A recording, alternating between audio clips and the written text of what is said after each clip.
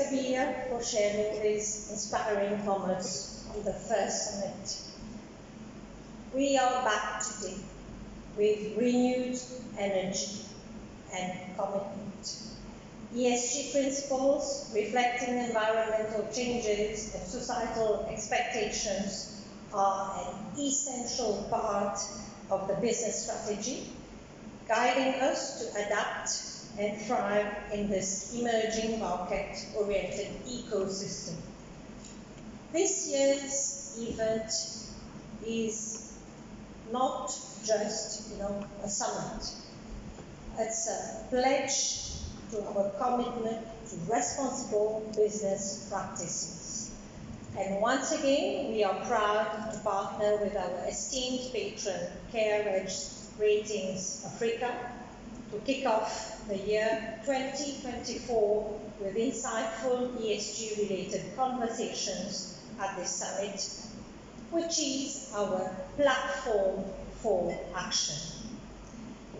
Now, to further enrich our discussions, I'm honored to invite Mark Watkinson, Chairperson of the MIoD, to join us on this journey towards sustainable excellence. Over to you, Mark.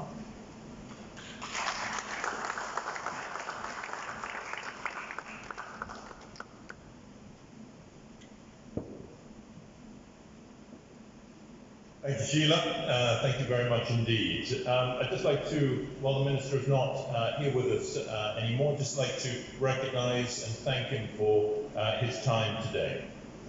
Also like to recognise the Second Deputy Governor, Bank of Mauritius, Chairman of CareEdge Group, CEO of the Mauritius Institute of Directors, Managing Director and CEO of CareEdge Group, CEO of Care Ratings Africa, the Director of the Department of Climate Change, members of the Diplomatic Corps, MIoD directors and members, members of the press, our panelists and speakers, distinguished guests, all protocols observed. And I'd also like to just say a few words of thanks to the MIoD team for putting together this really terrific conference today. Good morning and welcome to you all. It's my honour to address you today at the second edition of the ESG Summit.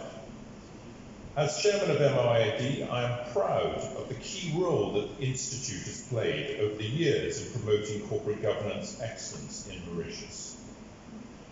Our journey at MIoD has been transformative, marked by robust initiatives creating significant value that extend beyond our membership to impact the broader spectrum of public and private sectors.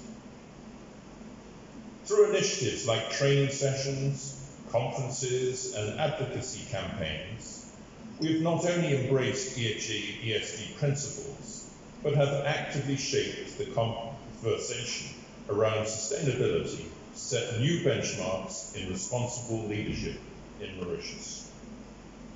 Significant milestones, such as the first edition of the ESG Summit with Care Ratings Africa, the launch of the Climate Governance Initiative Mauritius with HSBC, and the conference on building an ESG-centric ecosystem using technology with Axis, are testaments to our unwavering commitment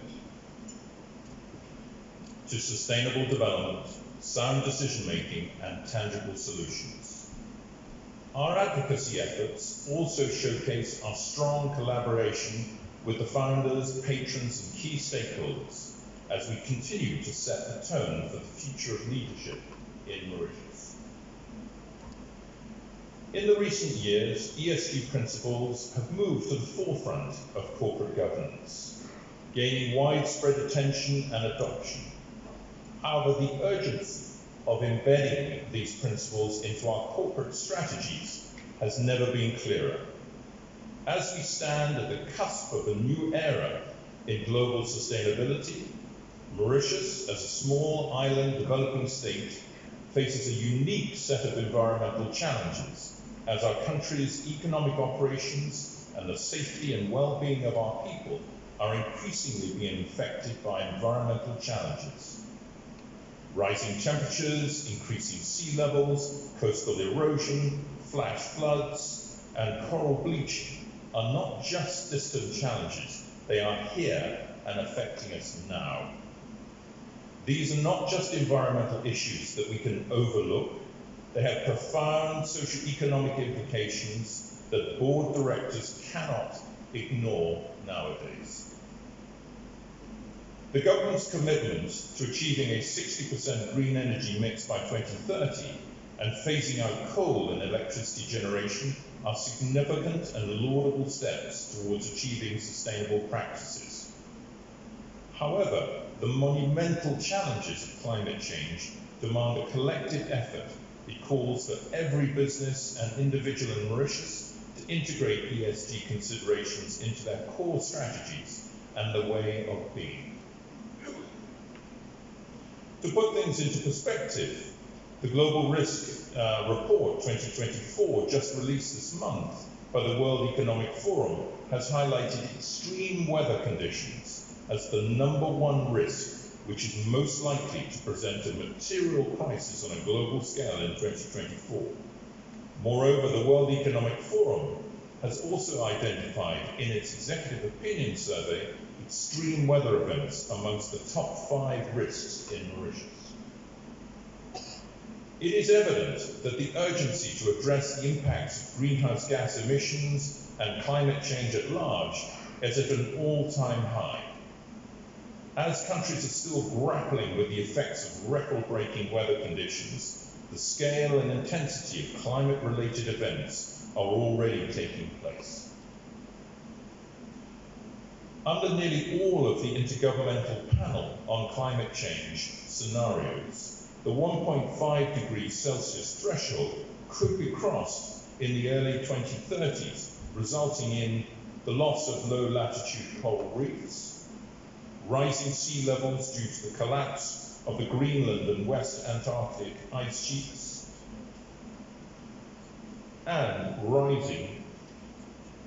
risking boreal forests, mangroves, and seagrass meadows. While these are some of the vital protectors of our current ecosystems, it places immense pressure on economies, particularly climate-vulnerable countries like Mauritius, to prepare for the non-linear impacts of climate change. In the face of such adversity, it is important that we take action now. Through cooperative efforts and with a strong resolve, Mauritius can and must lead by example, not only regionally, but on the global stage. We must bear in mind that we cannot be only mere participants in addressing this global issue, but rather active contributors in shaping a better tomorrow for the generation to come. The MIoD recognizes the critical role it plays in providing platforms like this summit to initiate key conversations and share best practice that can accelerate the transition towards effective climate governance. It goes without saying that if material numbers of actions are deployed concurrently, such aggregate efforts have the power to move the dial on climate change mitigation. Our response must therefore be multifaceted, incorporating robust climate risk management and decision-making that aligns with effective ESG principles. I extend this occasion to extend my gratitude to the Minister of Environment today. His presence underscores the importance of this summit and our shared commitment to ESG principles. I would like to encourage the Minister and his representatives to connect more regularly with the MIoD as a valued partner in our ESG initiatives going forward, recognizing that corporate governance and ESG frameworks must be seen as essential elements of any response, initiative or policy when it comes to drive sustainability and fighting against climate change. I believe that together we can all ensure that Mauritius not only adapts to the challenges of today, but thrives in the sustainable world of tomorrow. Thank you to everybody present for being part of this essential journey towards sustainable excellence. Let's make the most out of this summit as a platform for us to unite, collaborate, and turn our strategies into tangible and impactful actions. Let us continue to work hand in hand, forging a path that others can follow as we strive for a greener and better Mauritius. Thank you very much.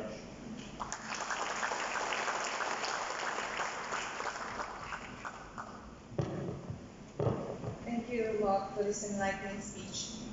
As showcased by Sheila earlier, ladies and gentlemen, in 2022, we were honored to have launched the first ESG Summit in collaboration with our patron, CareEdge Ratings Africa. A wonderful kickstart of the conversation on ESG Mauritius then, and we hope that this year's event will also create an even more impact. I'm thus pleased to introduce our next speaker, who is Mr. Najib Shah, Chairman and Non-Executive Independent Director of CareEdge Group, an officer of the Indian Customs and Central Excise Services. Mr. Shah retired of the as Chairman of the Central Board of Excise and Customs. And he has been closely involved with the process leading to the formulation of GST laws.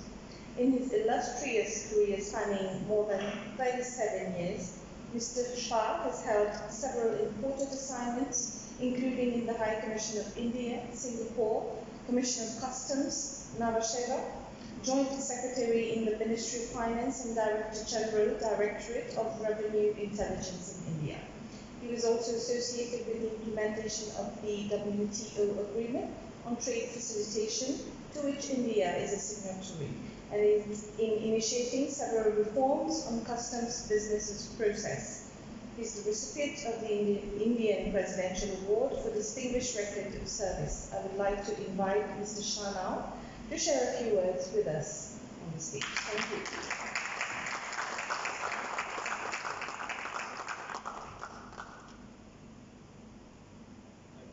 For your very generous introduction.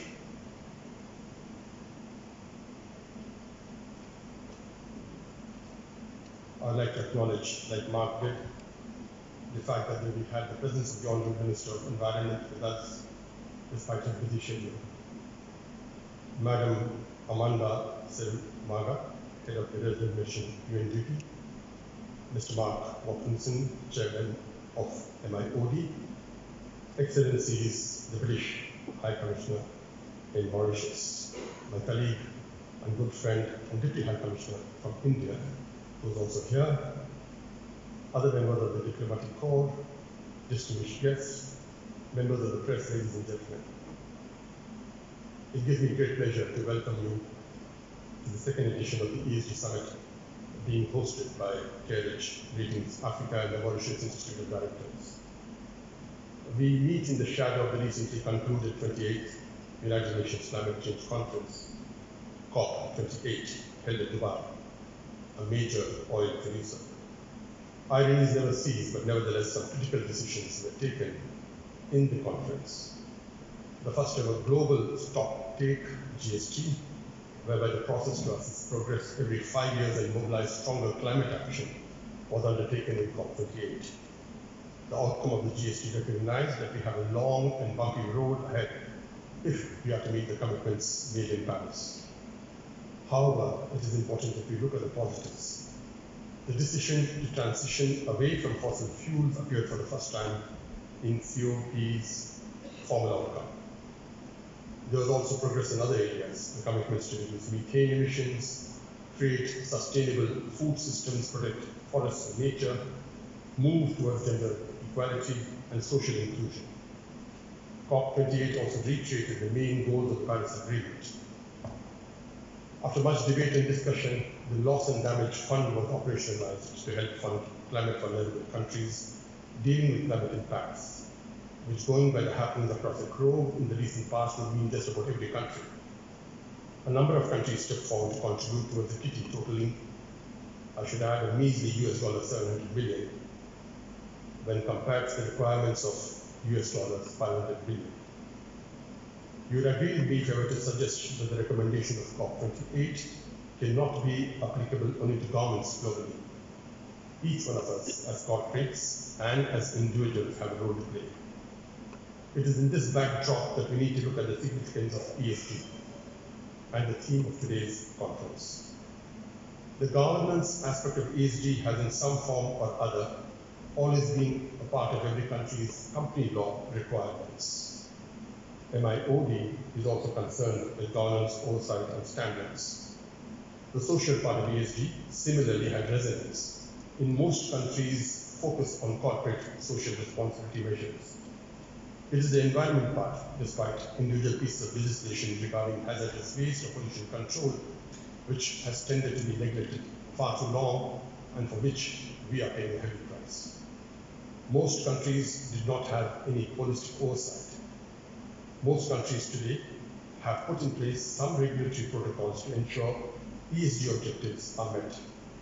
EU's Sustainable Finance Disclosure Regulation, the Securities and Exchange Commission's regulations in USA are all steps in the direction.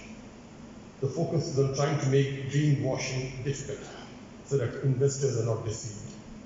It is in empowering investors to evaluate firms not just based on their commercial performance, but also on their environment, social, and governance records. The Securities and Exchange Board of India, the Indian regulator, has put in place several measures to address ESG concerns, starting with the Business Responsibility Report as early as in 2012, replacing it with Business Responsibility and Sustainability Report in 2021. SEBI has since introduced a regulatory framework for ESG rating providers. As the old saying says, what gets measured gets managed. The regulatory framework will ensure that rating agencies will carry the task of ESG assessments diligently and objectively, so that the investor is made aware of the ESG credentials of any entity. In keeping with the regulatory requirements, CareEdge, which is providing ESG services as part of the parent company, has now created an individual entity in India to provide ESG services.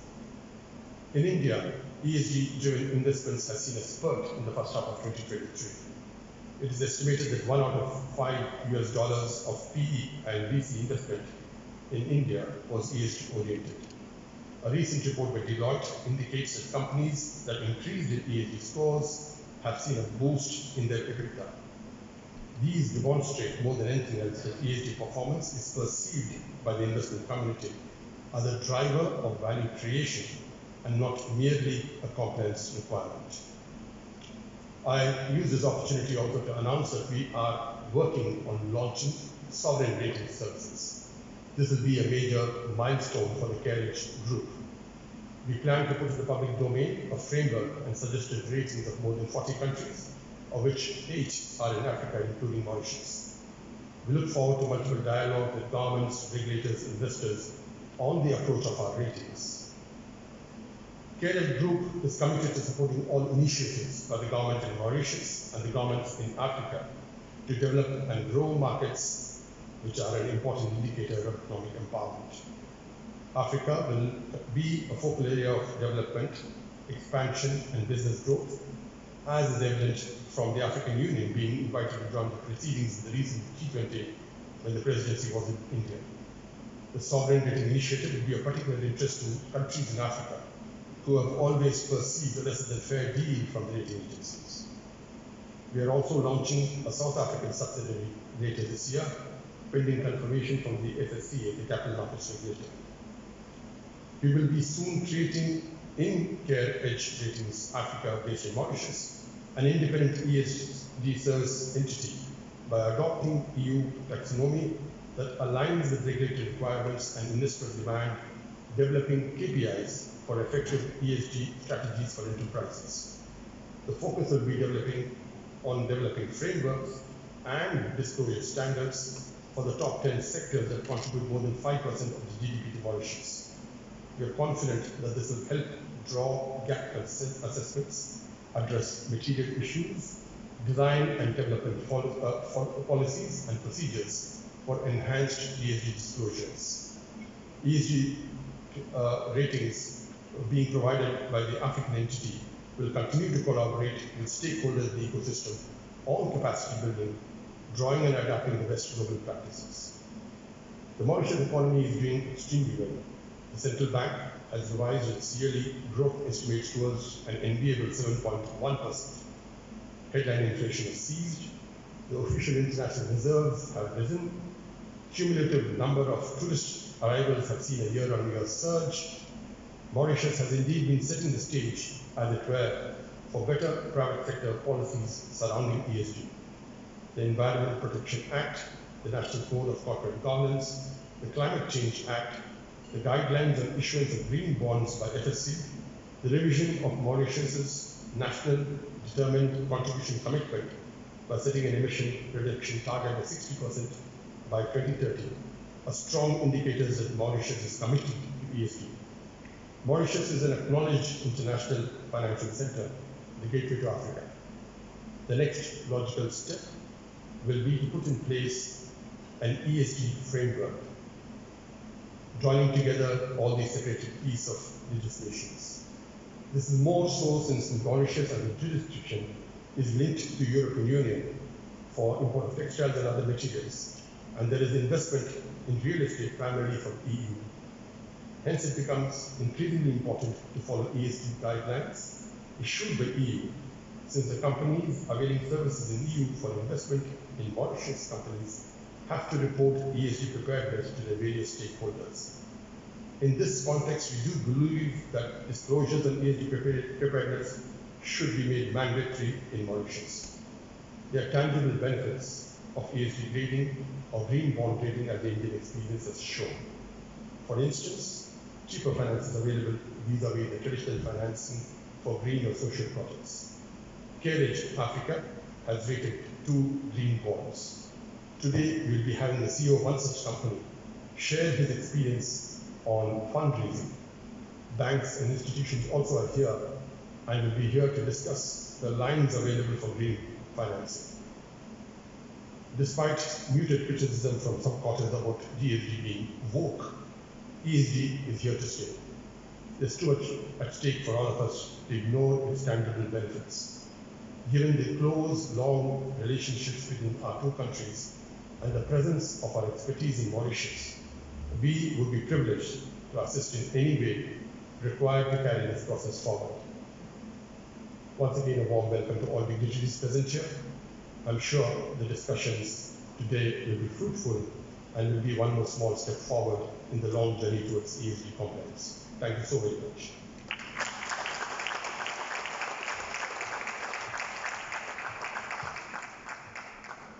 Thank you, Mr. Shah.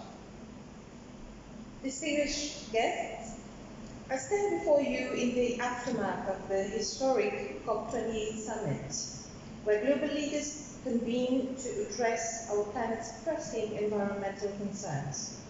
The impact of this crucial event resonates far and wide, touching the hearts of nations, including our beloved Mauritius. As we reflect on the outcomes and resolutions forged at COP28, the stage is set for transformative takeaways that will shape the future of our island. I would thus like to extend an invitation to our next speaker, Mrs. Sarita Mihilo, who will unravel the profound implications and specific takeaways for Mauritius from this momentous gathering.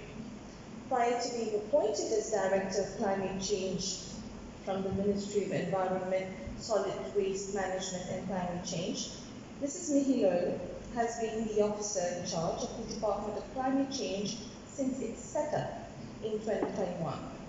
She holds a maîtrise de géographie from the Université de Paris-Sorbonne and an MSc in Sustainable Development in the specialism Environmental Management from the University of London.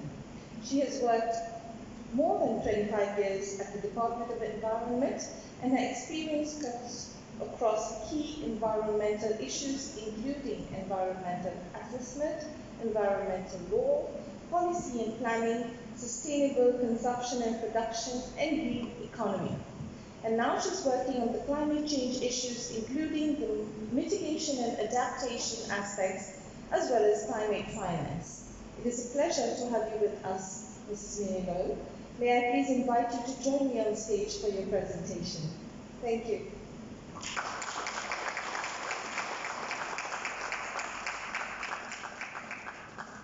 So thank you for this introduction, and good morning, ladies and gentlemen. Thank you to the MIoD and CareEdge for having invited me to this wonderful event. I've been asked to enjoy speaking with you, and I think this is a very easy task because I have an audience which is very passionate about the environment and climate change. I know for sure because I can recognize quite a few people here with whom the ministry has worked since quite a long time. So as you rightly said, we just come back from Dubai, from the 38th edition of the COP, and actually COP is a multilateral process where all the parties go there to negotiate and speak about their interests, their national interests. And Mauritius, being such a small island, we do not go there to speak out our own voice, although we participate as a party, because this is a party-led conference, but we are associated with the Alliance of Small Island Development States, the AOSIS. We are part of the Asian, the African group, and part of the G77 plus China, which is the biggest grouping which negotiates at the COP, because it comprises 139 parties.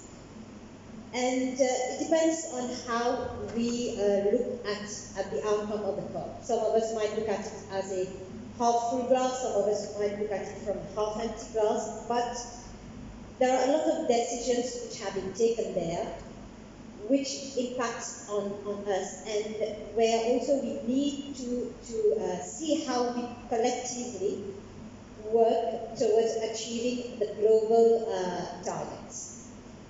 So before we go to talk about what happened at the COP in December,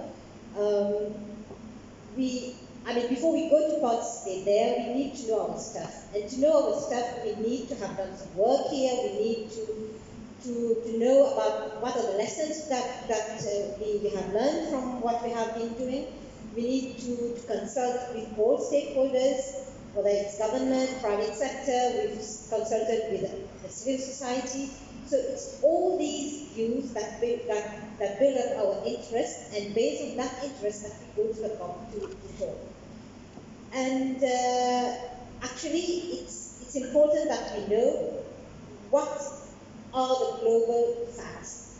Then we decide, we learn about our national facts, and then we go to the COP. So let's have a look at the global facts and figures. Why is there that we have global warming? Because CO2 concentration has increased from pre-industrial time to right now by at least 50%. Temperature rise of 1.1 degrees rise. This is the scientific figure that has been given by the IPCC 6th report. But right now, scientists are informally talking that the temperature rise has already reached 1.34 degrees. And we have to keep 1.5 degrees alive if we are to carry on living safely. So the sea level rise has reached 3.7 millimeters per year, but in the Indian Ocean region, it's even more than that. It's between 4 to 6 millimeters. Around 8 to 80 million people are projected to be at risk of hunger obviously because of the impacts of climate change. Deaths from flood, drought, storms, 15 times higher in the highly vulnerable regions. And you can think of where Mauritius fits in there. The observed facts and figures in Mauritius, all scientific figures provided by the MMS, the Met Services, and other organizations working with collection of data. Temperature rise has been noted to be 1.39 degrees centigrade since mid-1950, as compared to the global temperature rise of 1.1 degrees. And actually, the Met Services say that every decade it has been increasing by a little more than 0.5 degrees centigrade. A decrease in annual rainfall by around 8% since 1950, an average decrease of 57 millimeter per decade. So more extreme climatic events. I don't need to tell you about that, we've just been one of them. Flash floods, rapid intensification of cyclones, Bermuda in 2018, the Batsirai in 2022, Freddy, which was a very special type of cyclone in 2023, and Bilal in 2024. So all these events are eye-openers, and I think that we should not close our eyes in between events. Accelerated sea level rise, 4.7 millimeter per year as compared to the global average. And as the Minister said earlier this morning, accentuated beach erosion. We will know about that because we are investing so much, and the Ministry of Environment taking the lead to do a lot of rehabilitation work. Coral bleaching, loss of between 2% to 60% of the remaining live coral in certain of the lagoons. These are figures provided to us by the Ministry of Ocean Economy. Decline in marine capture by 11%, high incidence of pest and crop diseases. Every time we get these information by the Ministry of Agro-Industry, high incidence of pest and crop diseases, which was one of the key findings of the vulnerability assessment that the Ministry of Agro-Industry did last year. Heat stress, obviously with impacts on irrigation and water uses. There are some projected facts and figures, and these are scientific based, provided to us by the IPCC and also done by other scientific bodies. Air temperature to rise between 1 to 2 degrees, change in precipitation pattern, our utilizable water will decrease by even more, 13% by 2050. Agricultural production may decline. We did a study some time back, and where figures showed very conservative figure of 50 million loss in value added along the coastal regions. In some instances, worst scenario was 100 million. Sea level rise is expected to rise by 1 meter in some 70 years' time. And 70 years, believe me, is something behind the door. I wanted to talk a little bit about our terrestrial biodiversity, because this is something which is very important in terms of it is linked to climate change, it is linked to environmental sustainability, and how we behave towards our biodiversity is very important.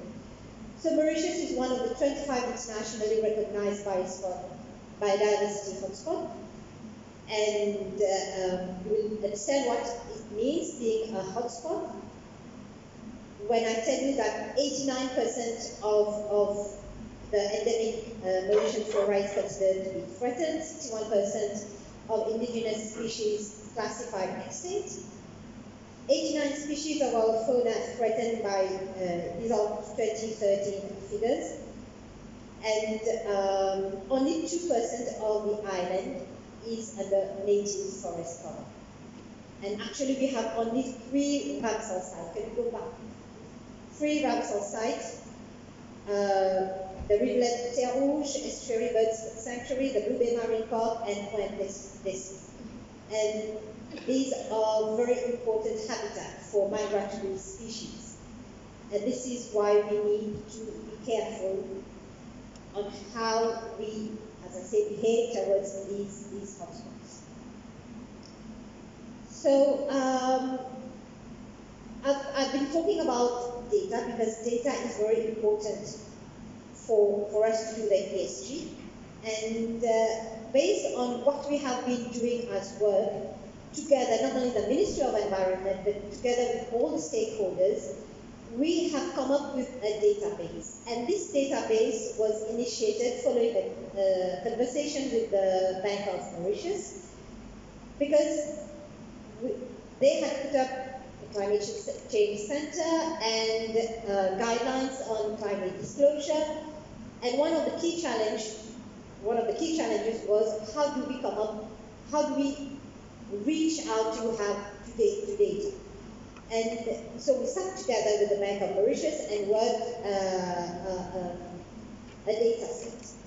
And it is only for data that we had figures and where we could disclose information. So this database, we provided some information on the physical risk, extreme climate change related events, cyclone, floods, landslides, rainfall scarcity, sea level rise, temperature rise, ocean acidification leading to coral bleaching, and environmental degradation, pollution and biodiversity loss, and transition risks. What are the budgetary policy measures that are in place? The technological changes such as the clean energy technologies, the energy saving technologies, and the clean transportation and circular economy policies that are actually in place in Mauritius or that are to be formulated. So we have a link there, and the Bank of Mauritius also has a link, so you can go to that link and you will access the database. And we had, not actually the ministry, but the National Disaster Risk Center had an obligation to come up with a Sendai framework. And this Sendai framework, which is committed to manage and reducing risk, to improve resilience and strengthen our adaptive capacity.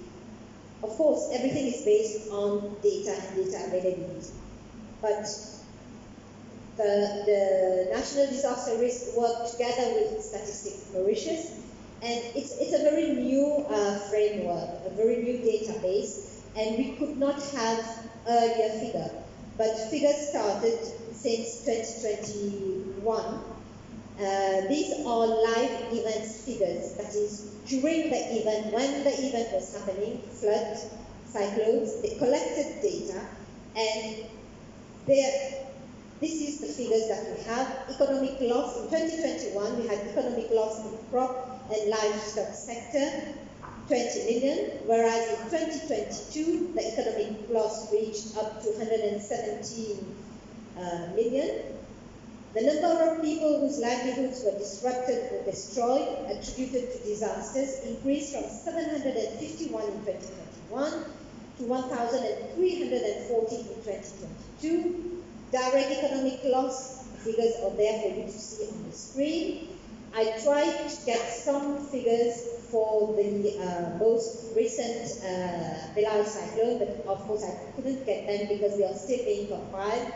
And I think the figures are very, very, very much huge, and the insurance sector itself will provide catastrophic figures, but as soon as these figures will be made available, they will be shared, they will be put up in the Sendai framework, and they will be made available to all. So, transparency and legal framework. The ESG is at the end of the process. At the beginning of the process, we have to work in order to get things to report. And when we have these things to report, we need to make them mandatory, as all of you have rightly pointed out. So, because I'm from the Climate Change Department, I'm referring only to the Climate Change Act. But actually, there are also provisions in the Environment Protection Act, in the main act itself, and also as regulations with respect to waste audit regulations, for instance, and quite other provisions. In the Climate Change Act, the Article 13 of the Paris Agreement has established an enhanced transparency framework, and this enhanced transparency framework requests us parties to provide information. And this information that we have to provide is not only information, data that the public sector, that government has, It needs also information from the civil society and a lot of information from the private sector, because you are operators, you are on the ground, and you have a lot of data. And if we do not have this data, we cannot put that in the reporting that we do to send to the UNFCCC, to the convention.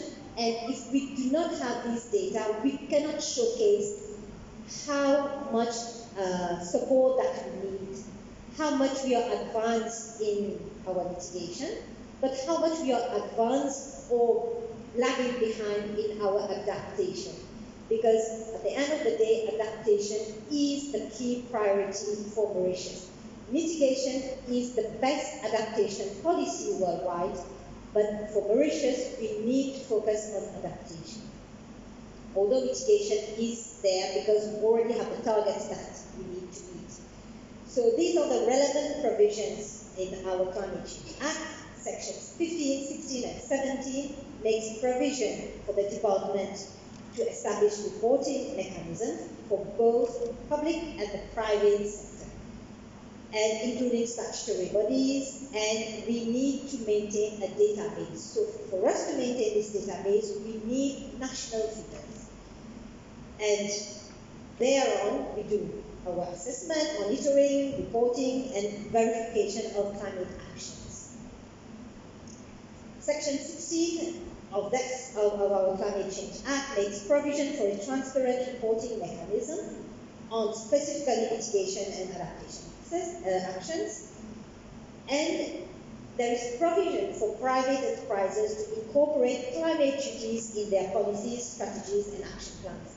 And I say, if you do not incorporate these policies, you do not implement them, then ESG will not be meaningful, because ESG is at the end of the whole system. So, at government level, how are we ensuring transparency through reporting? But in these actions, we are collaborating, we are working a lot with the private sector. Capacity building in transparency, the CBIT.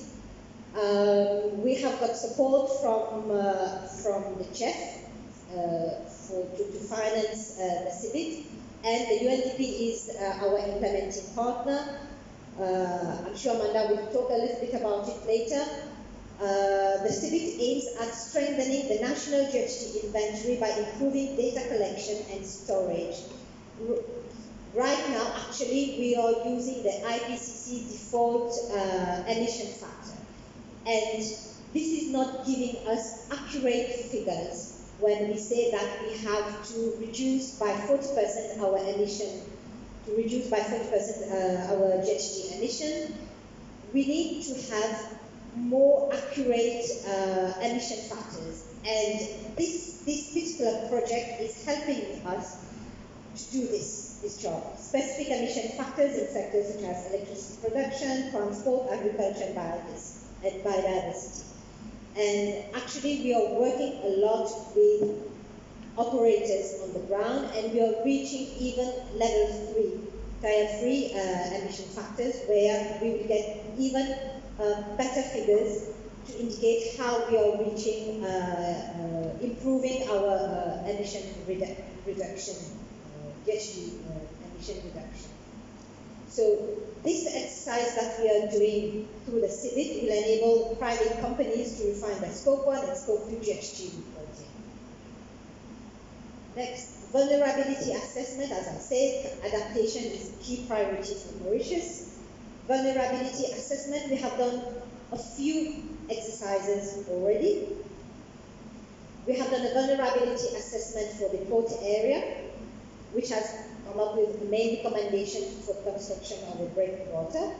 And this report is available on, because we received funding from the Green Climate Fund, it's available on the GCF website, but I have downloaded a copy. I have given all the information to Aishwarya, and she will put that on the CareEdge on your website, and you will be able to access the report. Agriculture, we conducted vulnerability assessment, which showed a drop in crop yields and herd size due to adverse agroclimatic factors. This report is also available, and you will be able to access it. Coastal risk. This is an ongoing project that we are doing with the AFD, the Agence Française de Développement, and we will soon be having the outcome of the output of that coastal risk study. It is developing a tool for decision making in crisis management, and it's mapping hazards, coastal risks, and exposed assets in the most vulnerable coastal areas. It's going to come up with 50 GIS maps, and obviously information will be available. National adaptation plan for the health sector. This has just started and led by the Ministry of Health, but it was worked out together, the project proposal was worked out together with the Ministry of Environment and Climate Change. So it is how do we respond to climate-related health burden and surveillance of climate-related sensitive diseases. This is an ongoing activity. Hopefully, in a year's time, we are going to get enough information out of it. And right now, we are embarking on the preparation of a NAP. NAP is a National Adaptation Plan, together with sectoral plans. And these sectoral plans will be based on priority sectors. And we have quite a few priority sectors. And we are